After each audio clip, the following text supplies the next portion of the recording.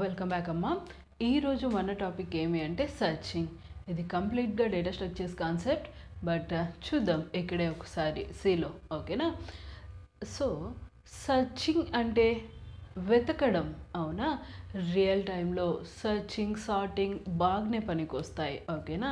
ఒక డిక్షనరీలో మీరు ఒక పదాన్ని వెతకాలన్నా లేదా ఏదైనా ఒక వర్డ్ని వెతకాలన్నా, నెంబర్ని వెతకాలన్నా రియల్ టైంలో ఎక్కడైనా మనకంతా లోపల జరిగేది ఏ ప్రాసెస్? Searching process. ఓకేనా? సో సర్చింగ్ అనేది మనకి కావాల్సిన ఒక ఎలిమెంట్, ఒక స్ట్రింగ్ ఏదైనా అయి ఉండొచ్చు, ఒక వాల్యూ ఏదైనా అయి ఉండొచ్చు. ఎగ్జిస్టా, నాట్ ఎగ్జిస్టా, ఫౌండా, నాట్ ఫౌండా అని చెక్ చేస్తుంది. ఒకవేళ మీకు కావాల్సిన ఎలిమెంట్ మీరు సెర్చ్ చేసే లొకేషన్స్లో ఉంటే గివెన్ ఎలిమెంట్ ఈజ్ ఫౌండ్ అని వస్తుంది, లేకపోతే నాట్ ఫౌండ్ అని వస్తుంది. ఓకేనా? అలా సెర్చ్ చేయడం కోసం 2 మెథడ్స్ ఉన్నాయి మన దగ్గర. ఒకటి లీనియర్ సెర్చ్, దాన్ని సీక్వెన్షియల్ సెర్చ్ అని కూడా అంటాం. Second one binary search. ప్రస్తుతానికి లీనియర్ సెర్చ్ చూడండి, that to without using flag variable. By using flag variable next వీడియోలో చూద్దాం. ఇప్పటికీ నేనేం చేస్తున్నాను అంటే linear search using without using flag variable. ఓకేనా? ఫ్లాగ్ వేరియబుల్ అంటే మీ నెక్స్ట్ వీడియోలో చూడండి. ఇప్పటికైతే వితౌట్ యూజింగ్ ఫ్లాగ్ వేరియబుల్ అనుకోండి. లీనియర్ అంటే మీనింగ్ ఏమి? సీక్వెన్షియల్ అంటే మీనింగ్ ఏమి? స్ట్రైట్గా, అంటే ఒక ఎలిమెంట్ తర్వాత ఒక ఎలిమెంట్, ఒక ఎలిమెంట్ తర్వాత ఒక ఎలిమెంట్ స్ట్రైట్గా చెక్ చేసుకుంటూ పోవడం. ఓకేనా? అంటే ఇప్పుడు బైనరీ సెర్చ్ అంటే binary search data structures through సిలో మీకు బైనరీ సెర్చ్ ట్రీ అని వస్తుంది. దాన్ని బేస్ చేసుకుని సర్చింగ్ అనే ప్రాసెస్ జరుగుతుంది. అది మళ్ళీ చూద్దాం. ఇక్కడికి మీకు సర్చింగ్, లీనియర్ సెర్చ్ చూస్తున్నాం, బైనరీ సెర్చ్ మళ్ళీ చూద్దాం. ఓకే, ఒక ఎలిమెంట్ మీ దగ్గర ఉందా లేదా అని ఫస్ట్ నుంచి లాస్ట్ వరకు సీక్వెన్షియల్గా అన్ని ఎలిమెంట్స్ని చెక్ చేస్తూ వెళ్ళడం. ఫర్ సపోజ్ మీరు సెర్చ్ చేయాల్సిన ఎలిమెంట్ 0 అనుకోండి. ఒకవేళ మీరు సెర్చ్ చేయాల్సిన ఎలిమెంట్ 0 అనుకోండి. ఆ 0 అనే నెంబర్ మీకు ఎక్కడ దొరికేసింది? A1 దగ్గరే దొరికేసింది. A1 దగ్గరే దొరకడం వల్ల అక్కడికే ఇంకా మీరు స్టాప్ చేసేయచ్చు మీ సర్చింగ్ ప్రాసెస్ని. ఎందుకట్లా? ఇంకా ఏం చేస్తారు? మిగిలిన అన్ని ఎలిమెంట్స్ని చెక్ చేసి కూడా వేస్టే కదా. దొరికింది కదా మీ 0, అక్కడికే ఇంకా మీ సర్చింగ్ ప్రాసెస్ని స్టాప్ చేసేయండి. రిమైనింగ్ ఆల్ ఎలిమెంట్స్ని వేస్ట్గా చెక్ చేయొద్దండి. ఓకేనా? సో ఎలా స్టాప్ చేయాలా? మీరు అర్రే ఎలిమెంట్స్ని యాక్సెస్ చేసే కోసం ఏం వాడుకుంటారు? For loops.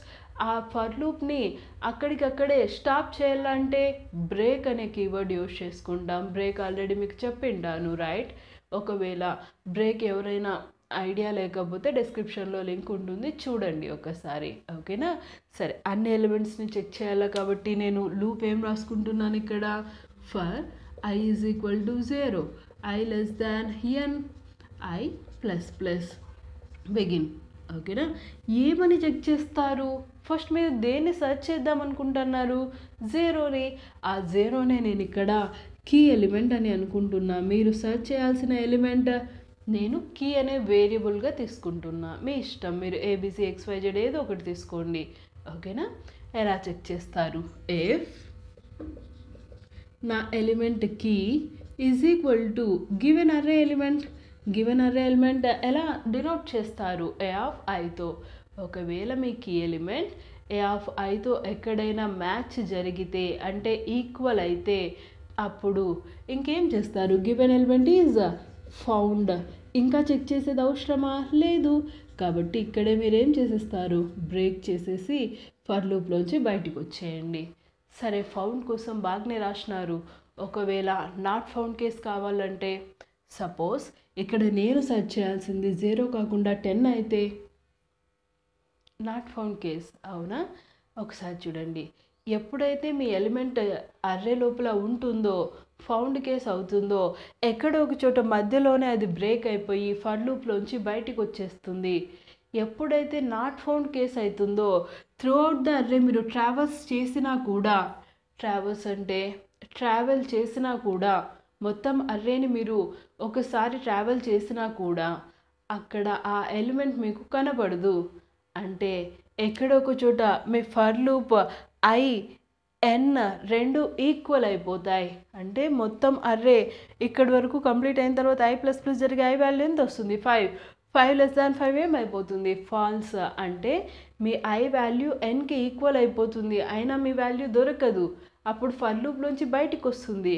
బయటికి వచ్చిన తర్వాత చెక్ చేయండి ఏమని, if i is equal to n, ఆ కండిషన్ మీకు నాట్ ఫౌండ్ కండిషన్. అక్కడ మీకు ఎలిమెంట్ లేనట్లు, కీ ఎలిమెంట్ నాట్ ఫౌండ్ అయినట్లు. ఫస్ట్ నాట్ ఫౌండ్నే చూడండి. కీ వాల్యూ ఎంత తీసుకున్నా నేను? 10. ఐ వాల్యూ స్టార్ట్స్ ఫ్రమ్ 0 అనుకున్నా. ఎన్ వాల్యూ ఎంత తీసుకున్నాను ప్రజెంట్ నేను? 5. అవునా? 0 లెస్ దాన్ 5 ట్రూ. కాబట్టి లోపలికి ఎంటర్ అయితే కీ వాల్యూ ఎంత ఉంది? 10. 10 is equal to 17 false. False అంటే అసలు ఇఫ్ లోపలికి ఎంటర్ కాదు. ఇక్కడికి వచ్చి ఐ ప్లస్ ప్లస్ జరిగే ఐ వాల్యూ ఎంత వస్తుంది? 1. 1 లెస్ దాన్ 5 ట్రూ. కీలో 10 ఉంది. 10 is equal to 0 false. I plus plus 2 less than 5 true. లోపలికి వస్తే 10 is equal to 11 false. I plus plus 3 less than 5 true. లోపలికి వస్తే 10 is equal to 3 false. I plus plus 4 less than 5 true.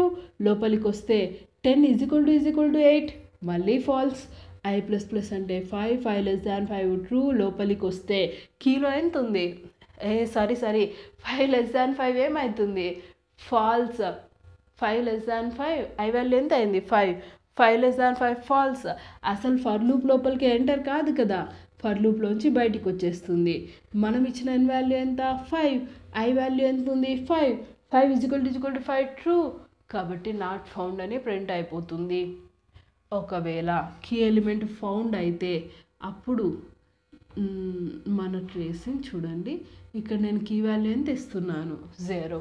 I value మళ్ళీ ఫ్రెష్గా ఎక్కడి నుంచి start అవుతుంది? మా 0 దగ్గర నుంచి స్టార్ట్ అయితే 0 లెస్ దాన్ 5 ట్రూ. కీలో ఎంత ఉంది? 0. ఏ ఆఫ్ 0లో ఎంత ఉంది? 17. 0 is equal to 17 false. False అయితే ఇఫ్ లోపలికి ఎంటర్ కాదు, డైరెక్ట్గా ఐ ప్లస్ ప్లస్ జరిగి ఐ వాల్యూ ఎంత వస్తుంది? 1. 1 లెస్ దాన్ 5 ట్రూ. లోపలికి వస్తే కీలో 0 ఉంది. ఏ ఆఫ్ 1లో కూడా ఎంత ఉంది? 0. 0 ఈజ్ ఈక్వల్ టు 0 ట్రూ. లోపలికి వస్తుంది. కీ ఎలిమెంట్ ఈస్ ఫౌండ్ అని ప్రింట్ చేస్తుంది. ఆ తర్వాత బ్రేక్ జరుగుతుంది. బ్రేక్ అంటే ఫర్ లూప్లోంచి బయటికి వస్తుంది. మీ కీ ఎలిమెంట్ ఫౌండ్ కదా, రిమైనింగ్ ఎలిమెంట్స్ని చెక్ చేయకూడదు కదా, అందుకే బ్రేక్ అయిపోయి బయటకు వచ్చింది. ఐలో వాల్యూ ఎంత ఉంది? 1. ఎన్లో వాల్యూ ఎంత ఉంది? 5. 1 ఈజ్ ఈక్వల్ టు 5 ఫాల్స్. అంటే అక్కడన్నా నాట్ ఫౌండ్ ప్రింట్ కాదు, ఆల్రెడీ ఫౌండ్ అని ప్రింట్ అయి ఉంటుంది. కాబట్టి ఇది వితౌట్ యూసింగ్ ఫ్లాగ్ వేరియబుల్ ఒక ఎలిమెంట్ని సెర్చ్ చేయడం. ఓకేనా? నెక్స్ట్ ఎన్ని వేరియబుల్స్ అవసరం పడతాయి? అరే కోసం ఏ, లూప్ కోసం ఐ, నెంబర్ ఆఫ్ ఎలిమెంట్స్ కోసం ఎన్, కీ కూడా కావాలి కదా, ఉందా లేదా చెక్ చేసే కోసం. మొత్తం ఎన్ని వేరియబుల్స్? 4 వేరియబుల్స్. ఓకేనా? రాసామా ప్రోగ్రామ్? సరే చూడండి. Write a C program to perform linear search on given array. Array కోసం ఏం తీసుకుంటున్నా? ఏ, నెంబర్ ఆఫ్ ఎలిమెంట్స్ కోసం ఎన్, లూప్స్ కోసం ఐ, ఇంకా దేన్నైతే మీరు వెతకాలనుకుంటున్నారో దాన్నే మీరు ఏమనుకుంటున్నారు? కీ. ఓకేనా? నేను అర్రేకి ఇన్పుట్ అవుట్పుట్ ఇవ్వడం చెప్పట్లేదు, ఆల్రెడీ ఇది చాలాసార్లు డిస్కస్ చేసాం కాబట్టి. ఫస్ట్ ఎన్ వాల్యూని ఇన్పుట్గా తీసుకుంటున్నాను. అవునా? ఎంటర్ ఎన్ వాల్యూ. ఎన్ వాల్యూ వచ్చిన తర్వాత అర్రేలోకి ఎన్ నెంబర్ ఆఫ్ ఎలిమెంట్స్ని మీరు ఇన్పుట్గా ఇవ్వాలి. ఎలా? Enter %d elements. రైటే కదా? నెక్స్ట్ ఇక్కడికి ఇన్పుట్ అయిపోయి ఉంటుంది. ఒకసారి గివెన్ అర్రే ఎలిమెంట్స్ని నేను ప్రింట్ చేసుకున్నా, మీరు కావాలనుకుంటే ఈ ప్రింటింగ్ మొత్తాన్ని స్కిప్ చేసేసుకోండి, ఏం ప్రాబ్లం రాదు. ఓకేనా? ఆ ప్రింటింగ్ స్టేట్మెంట్స్ ఆప్షనల్. నెక్స్ట్ ఇక్కడికి అర్రేలో ఉన్న ఎలిమెంట్స్ ప్రింట్ అయి ఉంటాయి. మీరు దేన్నైతే సెర్చ్ చేయాలనుకుంటున్నారో దాన్ని ఏమనుకున్నారు? కీ. ఆ కీని ఫస్ట్ ఇన్పుట్ ఇవ్వండి. ఉంటే కదా మీరు చెక్ చేసేది కీని. అవునా? లేక మీరు ఇవ్వకపోతే దాంట్లో ఏమై ఉంటుంది? గార్బేజ్ వాల్యూ ఉంటుంది. \n enter key element to search. ఒక ఎలిమెంటే కదా, scanf %d address of key. ఇక్కడికి మీకు కీ ఎలిమెంట్ కూడా ఇన్పుట్గా వచ్చేసి ఉంటుంది. రైట్? ఇప్పుడు ఇంకా మీ సర్చింగ్ ప్రాసెస్ని స్టార్ట్ చేయండి. ఎలా? ఫర్ లూప్స్ పెట్టి రాసేయండి. ఓకేనా? For I is equal to 0, I less than n, I plus plus. Next if మన key is equal to A of I అయితే 2 స్టేట్మెంట్స్ ఉన్నాయి, అందుకే బ్లాక్ పెట్టుకుంటున్నా. నాకు స్పేస్ కొంచెం ఎక్కువ అవసరం పడుతుందమ్మా, దీన్ని నేను రఫ్ చేస్తున్నాను.